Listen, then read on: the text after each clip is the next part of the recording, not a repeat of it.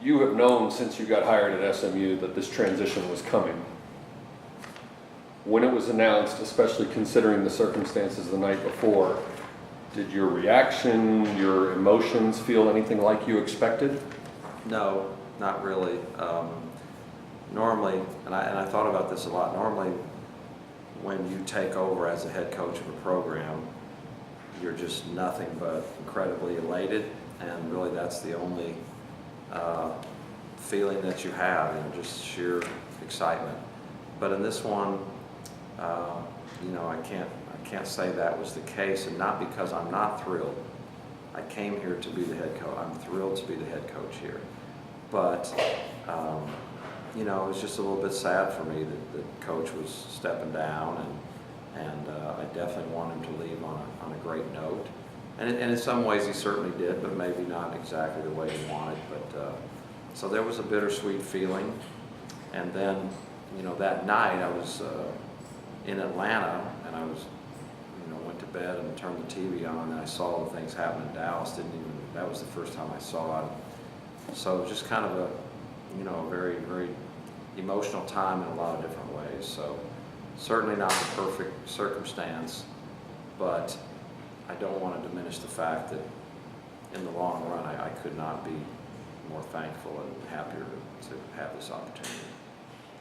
It's not the first time you've done this. You've been a head coach at North Texas, Illinois State.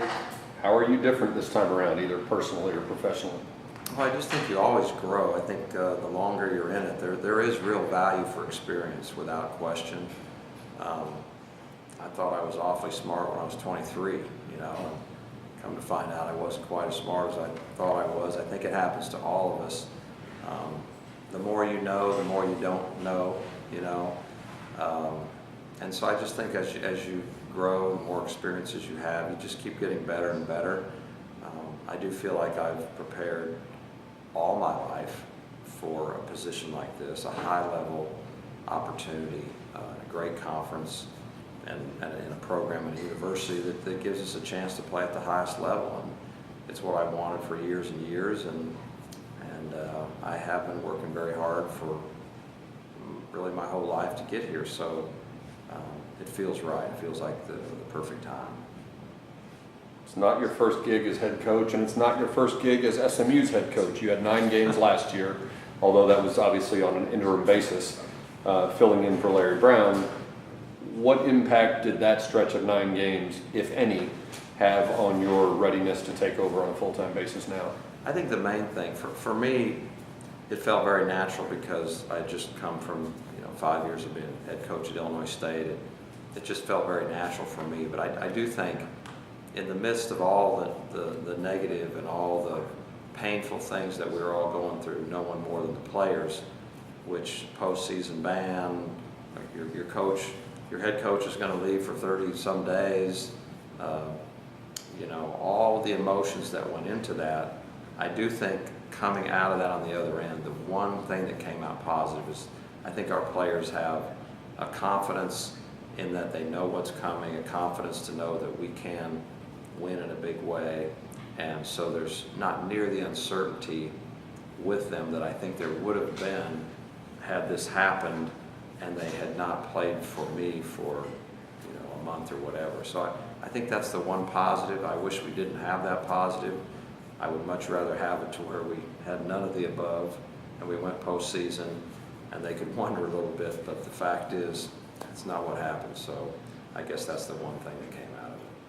During his tenure here, Coach Brown often said that he didn't really like the games. His favorite part was practice and the teaching that went along. Do you like games? And what's your favorite and least favorite part of this? Well, I agree with him on this. I love practice. I love teaching. Really one of my biggest passions, honestly, is I want our players to have the greatest experience of their life. And I mean that sincerely. I think I'm more than most coaches I know. That's just really important to me. My college experience was, I can never forget it. It was the greatest time of my life, really. And I want them to feel that. And a lot of that has to do with the way you practice and the culture and the way you teach them. And you don't just teach them how to guard pick and roll. You teach them, how to succeed in life. maybe some of the life lessons that I learned and I didn't do very well. So all those things are, to me, very important, and you know, they're the passion of the job, I guess. But the games, I don't think most coaches love the games because you know, there's a lot of pressure in the games. But I think it's a love-hate with me. I love the game. I happen to love the games we win far more than the games we lose. Those are really, really fun. I really, really don't like the 20 minutes, 30 minutes right before you come out for the game. That is a miserable period in most coaches' life. Once the ball's thrown up, usually the misery is over and you're in the heat of the battle. But I mostly agree with Coach on that, but the wins are pretty fun. As you mentioned, the postseason ban is over, but there are some sanctions or limitations that remain. What impact does that have as far as tempering your enthusiasm or optimism about what this team can be? Well, I'm not going to let it change my optimism because that's just an excuse. But we do have some handicaps, and I know we all read. We don't read the fine print. We read the headlines. The headline for us is, "Hey, we can go postseason. That probation's over." But the truth is, it's not nearly over. We have a number of limited situations, limited scholarships, limited official visits, limited unofficial visits. We are handicapped, but it is our job and it's my job to never let that be an excuse. Try to turn every negative into a positive that we can in this situation and fight right through it. And so I'm not going to lose the optimism, but I am a realist, and I know I don't want to act like it's a perfect situation. It's not, but it's still a great situation, and we're just going to have to find a way to win our way through it, even with the handicaps that we have. Since your arrival at SMU, you and the other assistant coaches have done a lot of the heavy lifting as far as traveling and recruiting. And when talking to prospective students, you could always sell the city of Dallas and the school, but ultimately part of your sales pitch included the head coach is one of the most successful, decorated coaches in the history of the sport. How does your sales pitch now change? Well, I think a lot of it is the same, of course. A lot of the things that we offer, those things are still in place. I think one of the things that is different now than when we came is we were selling a little bit of a dream, and we were trying to tell you, hey, trust us, we're going to get good. Now we're telling guys, we've been in the top 25 last 3 years. Not a lot of people can say that. You know, as far as, you know, recruiting to coach's background, he's awfully big name coach. You know, there's a big attraction there, but we're joking that, you know, I'm a pretty big name coach. I've got lots of vowels, lots of consonants. It's a long name. It's one of the longer names, one of the bigger names. So we have big names, and you know, we'll see if that if we can fool them on that end. But you know, I think our success has really helped us. Now something just came out the other day. ESPN rated us the toughest home court in our league, and we're talking about a league with Connecticut. We're talking about a league with Memphis, a league with Cincinnati, people that really have tremendous basketball tradition and home court advantage, and they rated us #1. That's a selling point. It's a selling point to say we just won the conference. We're in the NCAA. We're winning 20-some games a year. Those are the things that sustain you over time, and those are the things that we've got to try to continue, and we've got to try to build on. What's it like getting ready for your first season in forever without Nic Moore? That is a little scary. I would be lying because I have been with him for 5 years. No player I've ever coached have I been with for 5 years, and no player I've ever coached in all my years was a bigger winner in my mind. No one. And I think I've coached 25 NBA players, give or take. They were tremendous, incredible players, incredible talents, but none of them knew how to impact and willed their way to winning directly more than Nic. So I'd be lying if I said there wasn't just a little bit of trepidation. But at the same time, you know, I've done this long enough, and I've seen teams come, go, change. It's just the nature of the beast, and it evolves. And so it's a new challenge with a completely different makeup, and without a floor leader that has proven to be arguably the best one in the country. But it's a great challenge, and we're going to find our way, and I'm very optimistic about this group. Every year, teams have to replace those players who leave in terms of their points and their rebounds and their assists, but also leadership. And you lost a lot of points and rebounds with last year's seniors. But with Sterling Brown and Ben Moore and Jonathan Wilfong taking over as your senior class, how does the complexion or personality of this team change with them now in your leadership roles? Well, one good thing is they are true seniors at SMU. They have been here for 4 years, and they've been through all the wars. They've been in the ups and the downs, and what I believe is a couple things on seniors is, one, they feel more urgency. The seniors start to feel far more urgency than the younger players, because for the first time, that's the first time you really realize, oh my gosh, this thing actually is going to end. When you're a younger player, you think it lasts forever. It's kind of like our lives, you know. But so they supply the urgency, and at the same time, they supply the wisdom in that they have seen what wins, and they've seen what loses, and they've seen what works and what doesn't work. And those guys are highly intelligent guys. They're IQ players, all of them, and they're very, very good competitors. So I have confidence that they will be good leaders. Our numbers are not great in what we return, but our quality is great.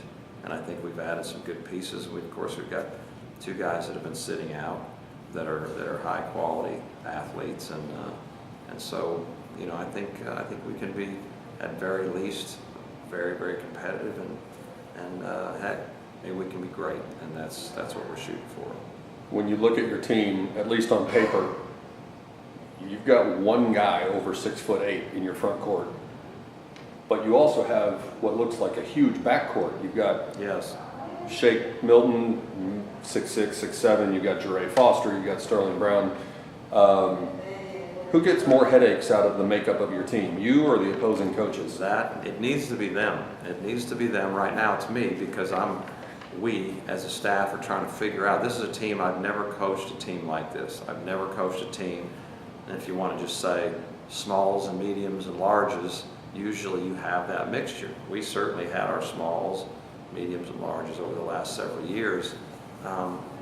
We only have one, what I would call large now. You know, Harry Froling is a 6'10" freshman. Other than that, everyone else is a medium. Everyone else is a medium, and we don't have any smalls. And so I think that can really be, you can use that to your advantage. I think there's some potential weaknesses with that, but we're going to have to try to hide those and make sure that we can cover them up. But it's exciting for me. We have a very, very good three-point shooting team. I love that, because that creates either obviously scoring in terms of shooting, but even the threat of it creates space on the floor and allows people to have more room to operate. So I'm very excited about that. And particularly at the defensive end, we'll have length, maybe not inside, but we'll have a lot of length out on the floor. Hopefully we have enough quickness, and I think that's where you can give some people some problems, and that's what we're working on right now. Does your desire to run more and shoot more threes magnify the difference in backcourt size, simply because long rebounds and you have big guards make you a better rebounding team? I hope so, and that's going to be. It was the thing in the 9 games last year that I coached. That was my number 1, 2, and 3 biggest emphasis, was how hard we have to offensive rebound. I think it showed up. You know, Jordan Tolbert became just an amazing offensive rebound. But we were gang rebounding. That will continue to be our mantra. I think it's going to be very important. And if we are shooting a lot of threes, as you say, you're going to have long rebounds. We got guys who can chase down long rebounds and get us extra possessions. So Coach and I used to joke, you know, I like to play a little faster than he does, and I like shooting more threes than he does. And we just kept joking that we're sort of meeting in the middle. He became a little more like me, and I became a little more like him as our time together moved along. But, you know, what I'll always try to do is play to the strength of our team. I think we're athletic, and I think we can really shoot the ball, and I want to take advantage of that. Sometimes you have a different talent level, you have different sizes, and I think you have to be, I don't think you can always just say this is the way I want to play. I think you have to try to make sure this is the team we have and fit the style and the system to maximize what they can do. without asking you to open up too much of your playbook, do you have other philosophical differences or scheme differences that will be evident this year? Well, you know, the truth of it is Coach and I really combined a lot of it was kind of a mix of stuff that I've done or made up or stolen or whatever, and he brought a lot of the stuff. We just kind of blended everything. So there will certainly be a blend, but of course, you know, I'll just play to the things that I know and believe in the most, but I'm definitely going to steal from Coach. I would be crazy not to, but it won't be exact. And from year to year, it won't be exact. I've never been that way. I'm just really big on figuring out your talent and then figuring out how you can help them, as opposed to say, hey, here's all the things we do. You guys figure out how to do these things. I don't think that's as effective. And for me, it's not as fun either. It's not as challenging. So it gets a little boring to do the same thing year after year. Last year, you started the season as the head coach, but again, that was on an interim basis. Now that your name is on this program, what are your emotions and outlook, expectations as you go into your first season as the head coach at SMU? Well, the first one is just really, really excited. You know, this is why I came here. I came for a lot of reasons, but the biggest one was to be the head coach at SMU. I believe in this school. I believe in this program. I believe in this city. I think I've said for years, I think this is one of the sleeping giants, if not the sleeping giant in college athletics. So now I get the opportunity to be in charge of this program. But you know, I'm long-term expectations. You know, I want to grow the program. I think you sell yourself short if you don't say we're trying to win a national championship here. And I know it's never been done, and people would say, well, that's a crazy thing to say, and I'm also not crazy enough to promise it or whatever. But I think our staff and our players, they have to think that way. It's certainly possible. So if you work every single day and every single week, and you do that year after year, who knows what could take place. And another thing that I really want to take place, it's already has taken place to a point, but I want Dallas to fall in love with our basketball program. I do. I want them to be crazy to come watch them because of their talent, because of their character, and because of the style of play. I want them to really embrace it, and that's not always been the case in Dallas, as we well know, and that's very important to me in the long run. So if we can have those two things on our mind all the time, we're trying to win a national championship, and we want to be Dallas's team that they love and embrace, and can't wait to come watch play.